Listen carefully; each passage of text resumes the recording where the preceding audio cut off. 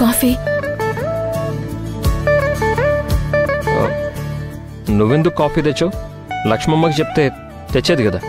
It's okay, తీసుకో.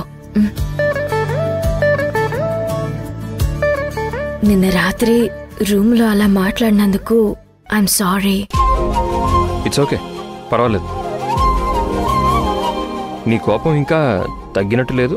మనం కొత్త వాళ్ళం మాట్లాడుకుంటున్నట్టు ఫార్మల్గానే మాట్లాడుకుంటున్నాం. నీ కోపం తగ్గే వరకు ఇలాగే ఉందాం. నా మొహం చూస్తే ఇంకా కోపం వస్తుంది కదా.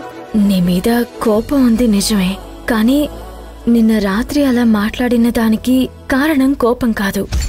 మరి నేను 21 రోజులు భైరవీదేవి కోసం వ్రతం చేస్తున్నాను. అది కఠోర వ్రతం. ఆ వ్రతం చేసేటప్పుడు 21 రోజులు భార్యాభర్త ఒకే రూమ్లో పడుకోకూడదు.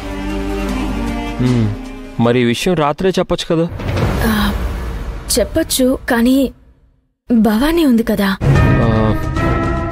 ఇప్పుడెందుకు ఆ వ్రతం? నీకు తెలుసు కదా, రావణ్ ఆది ఎన్ని సమస్యలు సృష్టిస్తున్నారో.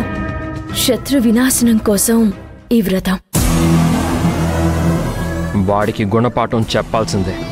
మీరు కంగారు పడకండి, మొన్నే మొదలు పెట్టాను. ఆ వ్రతం గురించి మీకు చెప్పే టైం లేకపోయింది.